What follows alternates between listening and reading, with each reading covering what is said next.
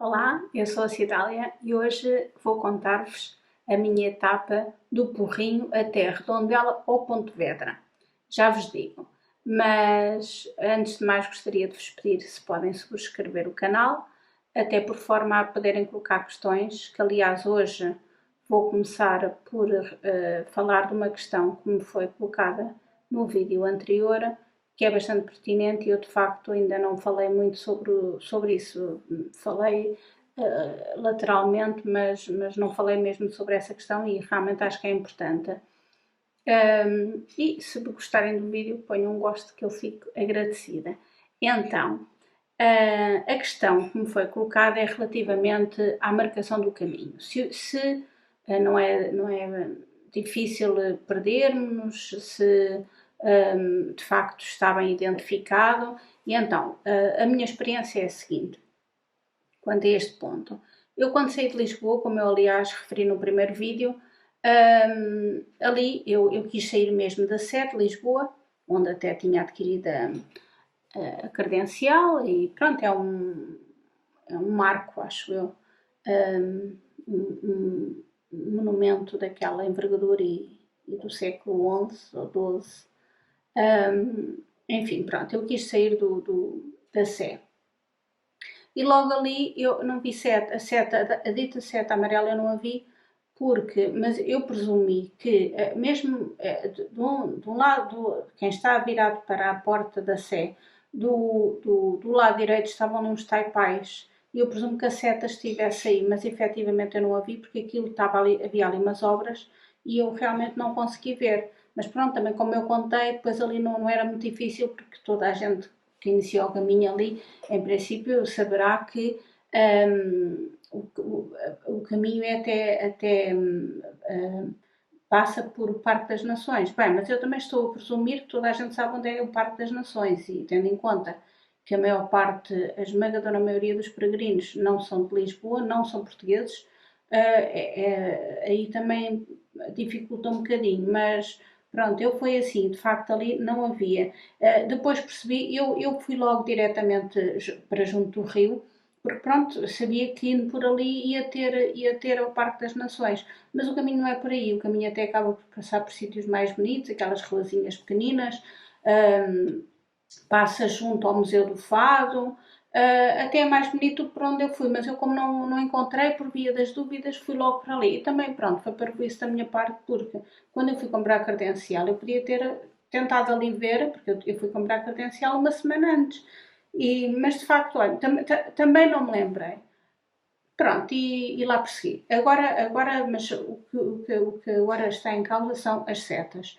Depois ali claro que eu não vou falar de todo o caminho, obviamente, que para ser sucinta, mas depois ali a partir do Parque das Nações até Alperiate há setas, mas o que é que acontece? Principalmente para quem está a iniciar, o que eu senti é que, por exemplo, quando chega ali a Alperiate, há ali uma tabuleta, quando chega ao Priato, quando se chega ali aquilo é Sacavém, há ali uma parte, pronto, nós vamos sempre por espaço urbano, mas chega ali um ponto que nós entramos então num sítio onde são 10 quilómetros de terra batida e porque um caminho secundário onde não passam carros, que aliás eu referi que até me senti assim um bocadinho isolada, porque foi assim o primeiro impacto. E de facto, aí, por exemplo, foi logo um dos sítios onde faz confusão, são 10 km sem vermos uma seta. Isto é uma realidade. Acontece que ali, se nós pusermos o GPS, e foi isso que eu fiz, e assim, bem, estou no caminho certo, pus o GPS e vi que, pronto, estava a ir na direção da Alperiate. Qual é que é o problema? Muitas vezes, e aconteceu-me algumas vezes, quando estava num sítio que não sabia se estava certo ou não e queria confirmar, eu punha o GPS. Isso aconteceu, por exemplo, para quando ia já relativamente perto do Rabassal, que houve ali uma altura que eu não via setas e eu senti-me, não sei se estava perdida, se não, e o que aconteceu é que eu pus o GPS e o GPS simplesmente não reconhece aquele sítio, porque o Google Maps tem as estradas, e estradas secundárias, ok, mas sítios que não passa ninguém, que há sítios que são o caminho de Santiago, mas não estão identificados através do Google Maps, por exemplo.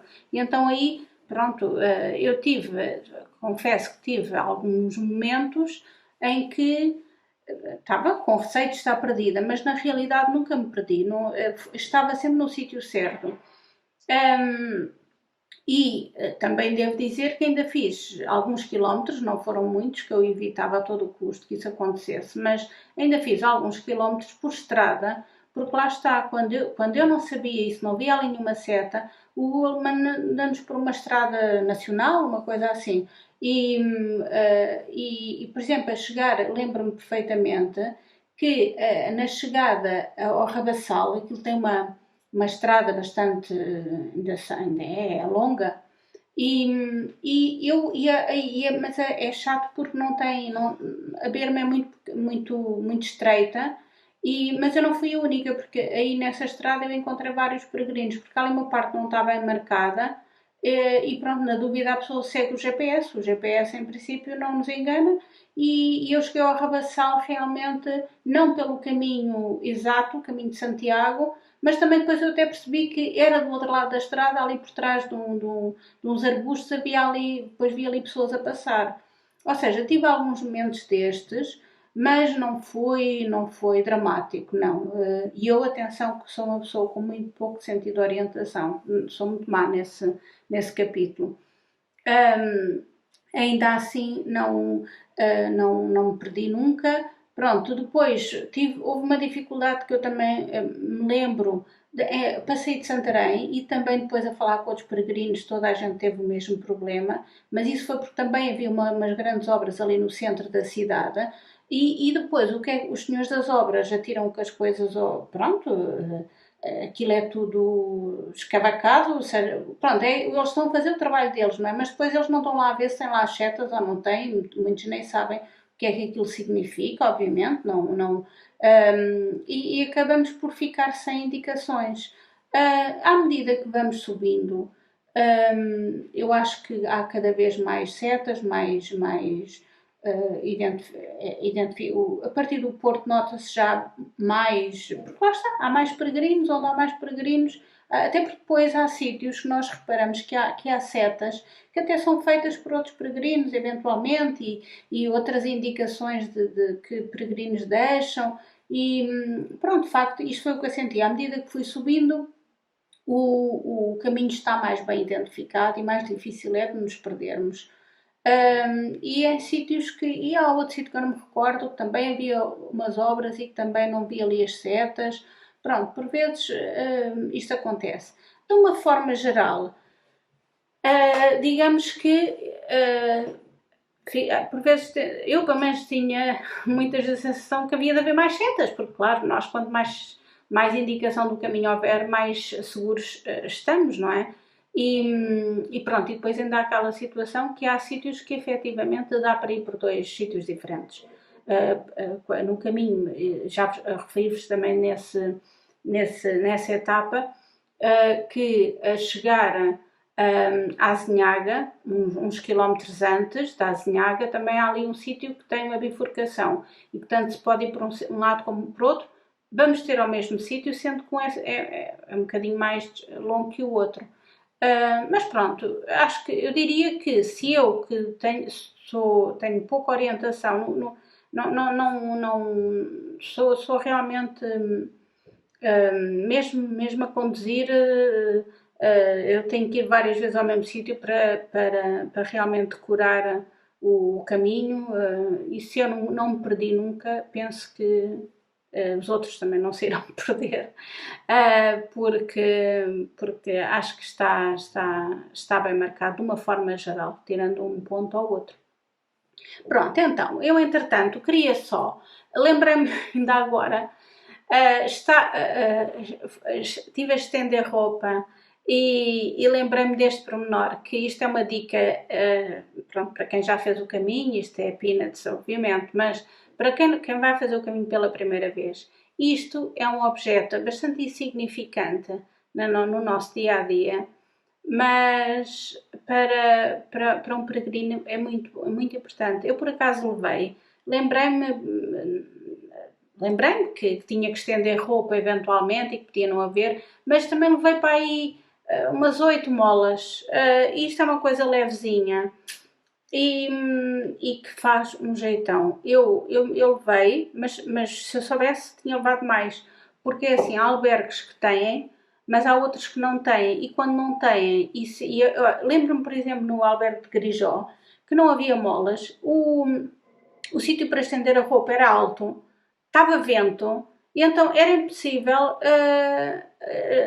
estender ali a roupa sem molas. Mas eu também, como digo, tinha acho que foram 6 ou 8 molas que eu levei. E era pouco, por vezes era pouco, então se tivesse muito vento, portanto, é uma coisa, parece muito insignificante, mas na vida de um peregrino faz muita diferença. Eu depois, agora para não me estender aqui com estas questões práticas, pronto, já falei nesta, no próximo vídeo vou iniciar com o que é que eu levava na minha mochila. Também acho que é importante, lá está, estas dicas são importantes para quem nunca fez o caminho, para quem já fez isto. Não tem, por isso é que eu também não quero maçar, não vos quero maçar com muita informação de uma só vez, porque para alguns interessa, mas para outros não interessa nada. Então, falei das setas, falei da mola, era aquilo que eu queria, das molas, que era o que eu queria falar. E se tiverem alguma questão que eu ainda não tenha abordado em nenhum dos vídeos, coloquem nos comentários e eu respondo, provavelmente de forma mais sucinta, mas depois posso num vídeo seguinte pronto, dar a minha opinião ou contar como é que foi, qualquer coisa que tenham alguma dúvida. Então, eu quando saí de Porrinho, tinha a intenção de ir até Pontevedra, que eram 33 km. Mas eu, pronto, também já referi antes, se nos primeiros vídeos devem ter reparado que eu estava muito, sempre, enfim, era muito difícil, era muito sofrimento, era a bolha, pronto. Mas depois, de facto, à medida que fui avançando, e não tendo o problema no pé, e a pessoa também vai ganhando ritmo e tal, e pronto, eu já estava bem e achei que sim, que fazia estas 2 etapas, achei 2 em 1 e assim fazia aos 26 dias, que era aquilo que eu me tinha proposto inicialmente. O que acontece? Eu saí de Porrinho, começámos a caminhar, já se vê muitos peregrinos, mas entretanto começou a chover de uma maneira, mas não era uma chuvinha, era copiosamente, torrencialmente, muito, muito, muito. Tanto que eu posso dizer-vos que no caminho tirei 3 fotografias, porque nem sequer dava para tirar o telemóvel, eu estava a rezar para que o telemóvel não se molhasse, porque devo dizer-vos que tirei estas fotografias. Pronto, a primeira era quando faltava 100 km certos para chegar a Santiago, achei piada, pronto, 100 km, para quem já tinha feito tantos e tantos, pronto, eram só mais 100. Depois tirei esta numa altura em que houve ali uma tréguazinha. É a pena porque o caminho é bonito, mas quase que não se conseguia ver nada, porque há alturas que a chuva era tanta que quase não conseguia abrir os olhos. Só que o que é que lá está? O que é que se vai fazer? Não, isto é andar para a frente. Como diz o Jorge Palma, enquanto houver estrada para andar, nós vamos continuar. Não há aqui outra hipótese. Mas na verdade, quando estava já a chegar à Redondela, nem foi preciso chegar, eu acho que ao fim de 7 ou 8 km eu decidi que ia só até à Redondela, porque efetivamente eu estava toda encharcada. Eu quando cheguei à Redondela não havia nada no meu corpo que não tivesse encharcado. Os ténis, eu andava e fazia, porque era os pés, parecia que estavam tinha os pés dentro de uma piscina, muito, muito. É claro que eu tinha impermeável, que eu também contei-vos que comprei o impermeável no Porto, mas claro, aquilo era uma chuva que não havia nada que fizesse com que só se eu fosse de galochas e com aquelas impermeáveis até aos pés, mas eu isso também não levei, esses impermeáveis assim maiores, não imaginei que ia apanhar assim uma chuvada. E galochas obviamente também não dava muito jeito. Pronto, e então quando cheguei a Redondela, cheguei lá cedo. E pronto, fiz o check-in e a minha preocupação foi como é que eu vou secar os ténis, as sapatilhas para as pessoas do Norte. Porque eu não tinha outros, eu sei que há pessoas que levam mais que um par de calçado, eu só levei uns ténis. Depois também poderei falar sobre os ténis noutro vídeo. Que calçado levar, porque também depende de quando é que se faz. Se a pessoa for fazer isto no inverno, se calhar não é mal pensado uma bota, mas também tem que ser uma bota muito especial, porque para se fazer tanto quilómetro de botas, não sei se teria coragem. Bem, mas depois há a questão dos ténis de trail, ténis de corrida, ténis de caminhada. Pronto, eu depois falarei nisso mais à frente. Noutro vídeo também posso falar nisso, na minha opinião, o que é melhor. Bem, quando cheguei a Redondela, fiz o check-in, é um albergue municipal, como os outros, que eu já tinha ficado. Fiz o edifício é muito bonito, chama-se a Casa da Torre, porque de facto aquilo parece uma torre. E pronto, a minha preocupação realmente foi como secar as coisas. Havia pessoas, pronto, aquilo tinha, para além de ter o normal de um albergue, aquele tinha uma coisa que alguns têm, até tinha máquina de secar, mas o que é que acontece? Eu não era a questão da roupa, pronto, eu tinha outra muda e isso não me estava a preocupar. E confesso, sempre me custou pôr uma máquina a lavar e a secar só com 2 ou 3 peças. Eu só recorri à máquina de lavar no hostel em Tomar, que eu estava com a Susana e com o José, então fizemos uma máquina com a roupa dos 3. Aí compensa. Agora só uma pessoa acha assim um bocadinho, pronto, que eu sou, digamos que sou uma pessoa bastante preocupada com o ambiente e com o desperdício e esse tipo de coisas. Então, aquilo também, a roupa que eu tinha nesse dia também secava rápido. E eu lavei tudo na mesma e porque também era pouca coisa e depois pronto, era pôr a secar. Houve pessoas que a minha preocupação, isto para dizer que a minha preocupação eram só os ténis, e eu vi pessoas que puseram os ténis a secar na máquina, apesar de dizer lá que era proibido, mas eu nem também gosto de cumprir as regras, mas independentemente disso, eu acho que eu não arriscava a pôr os ténis a secar na máquina, porque eu só tinha aqueles, se aqueles estragassem, faltavam-me 3, 4 etapas para chegar a Santiago e eu não ia arriscar a estragar os ténis. Não era tanto. Podem-me dizer assim: pode-se comprar outros. Sim, mas ténis novos para fazer um caminho, eu não queria, eu queria terminar com aqueles. Então, qual foi a solução que eu encontrei? Que foi aquilo que imaginei, que eu pus papel dentro dos ténis, bastante papel, aliás, depois muita gente estava muita gente a fazer isso, ou com papel de jornal, ou com aquilo que houvesse. O que é que eu me lembrei? Eu tinha um monte de faturas que eu até gostava pronto, para as trazer, para guardar e não digo tanto recordação, depois mais tarde acabava por deitar fora, mas até depois para fazer as contas, quanto é que tinha gasto e tal. Mas eu fui guardando todos os papelinhos que me iam dando. Olha, por acaso estou aqui a ver um que estava ali dentro do meu caderno.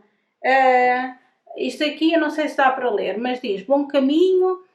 Isto foi no hostel de Santarém, diz o meu nome, o número do meu quarto, bom dia Cidália, bom caminho. E estava junto, este papelinho estava junto ao pequeno almoço, porque lá em Santarém, ainda um bocadinho na senda do Covid, nós de manhã íamos lá a um frigorífico e íamos buscar o nosso pequeno almoço. Era uma merenda, mas pronto, não sei se dá para ver ou não, mas aquilo era um dos papéis, esse sobreviveu porque estava aqui dentro do caderno. Mas nessa altura o que eu fiz foi, peguei em tudo o que era papéis, contas, porque eu precisava de papel, papel absorve água, e então enchi os meus ténis com tudo o que era papelada, não a minha credencial, obviamente, mas tudo o que era papéis assim de menor importância, enchi os ténis com aquilo, depois ainda recorri um bocadinho ao papel higiênico e fui pôr os ténis fora do que aliás é assim que se deve fazer, e depois as escadas, aquilo é a casa da torre, aquilo tem, depois para cima ainda tinha mais um andar, é uma escadaria grande, então a maior parte das pessoas estava a pôr os ténis precisamente aí nessas escadas, até porque como era mais arejada e tudo. Na verdade, eu estava cheia de medo, mas na verdade, e continuou a chover, aquilo foi o dia todo, mas aquilo como era uma zona ali que passava eventualmente, havia ali alguma aragem e tal, no dia a seguir não estavam secos, mas tendo em conta como eu os tinha visto, estavam ótimos. E depois levei sempre meia, eu tinha vários pares de meias de algodão, e era um algodão grosso, e o que eu fiz até depois foi, no dia a seguir, calcei, como eles ainda estavam um bocadinho úmidos, quando parei mais à frente para tomar um café, troquei de meias, que as meias estavam um bocadinho úmidas, calcei umas meias sequinhas e pronto. Devo dizer que até o meu saco de cama nesse dia, depois pronto, quando nós chegamos ao albergue, a primeira coisa que fazemos normalmente é, vamos lá o lençol descartável e tal, e depois pomos o saco de cama em cima da nossa cama, que isso sempre, é o nosso lençol, é o nosso cobertor, é o nosso tudo, não é? Até o saco de cama estava um bocadinho molhado. Foi um dia realmente, eu nunca tinha apanhado tanta chuva na minha vida. Pronto, realmente é uma coisa indescritível.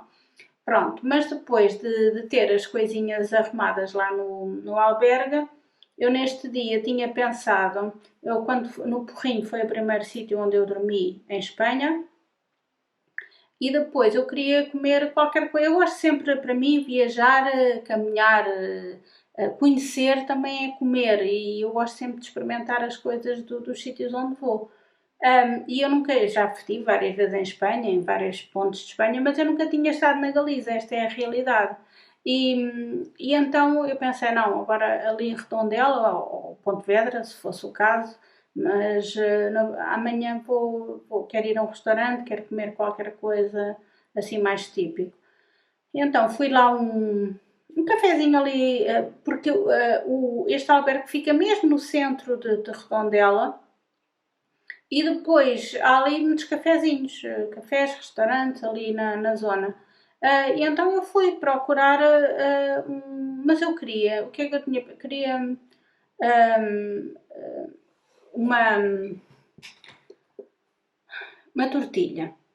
Estava com a ideia da tortilha, pronto, é uma coisa típica, a gente sabe que em Espanha é muito os embutidos, os presuntos, os chouriços, mas isso são tudo coisas mais a nível de petisco, pronto, mas eu queria mesmo almoçar e assim, quero uma tortilha, porque já comi tortilha, mas pronto, uma tortilha feita em Espanha deve ser mais típica e então fui lá a esse restaurante, eles até tinham um menu peregrino, que tinha um valor, não era assim muito barato, pronto, porque quer queiramos, quer não, em Espanha os preços são um bocadinho mais elevados do que em Portugal. E, de facto, eles tinham um menu que até tinha 2 pratos, mas não era nada que eu quisesse, eu ia com a ideia da tortilha. E pronto, e lá mandei vir a tortilha, mas era grande até, aquilo era muito grande para mim, mas eles não tinham mais pequeno, era assim, pronto. Mandei vir uma salada e tal, sei que paguei para uns 20 euros, achei um bocadinho caro, faça aquilo, pronto, porque a tortilha não deixa de ser batata com ovo, não é? Um pouco mais. E esta não estava muito diferente daquilo que eu já tinha comido, pronto, mas é o que é, pronto, aquilo também, mas sendo uma coisa que os espanhóis em geral gostam tanto e consomem muito, pronto, fiquei satisfeita, nem comi tudo, porque era muito grande, a tortilha era muito grande. Eu depois pedi para levar e acabei por ser, porque isto foi almoço, eu cheguei cedo, não é? Porque ao fim e ao cabo esta etapa fiz só 15 km. A outra a seguir, que era 18, que eu tinha a intenção de fazer as duas juntas, mas então pedi para puseram-me outra, eu só comi metade da tortilha, a outra metade levei para o albergue, ainda sobrou um bocadinho de salada, tudo, pronto, levei tudo e deu basicamente para o almoço e para o jantar. Depois ao jantar comi lá no albergue, que tinha lá assim uma salinha, estavam lá bastantes peregrinos, estavam lá nesse albergue, vi pela primeira vez brasileiros, estava lá um casal e outras três amigas. As três amigas foram juntas, que eu depois acabei por as conhecer, e esse casal também, pronto, tinham ido em casal. Também eram muito simpáticos. E pronto, ali também, entretanto, também conheci outro português, lá está, a partir de Porto já se vê alguns, de Tui já se vai vendo mais, e pronto, não tenho assim mais desta etapa. O albergue tem as condições, como disse, tem máquina de lavar e secar para quem quiser fazer uso dela. A cozinha, como eu vos disse já, as cozinhas em Espanha são muito mais rudimentares. Mas eu estou a falar da minha experiência. Os albergues que eu tive em Portugal as cozinhas estavam mais bem equipadas, tinham mais coisas. Esta também tinha um frigorífico daqueles pequeninos. Era assim um quadradinho, uma coisa muito pequenina.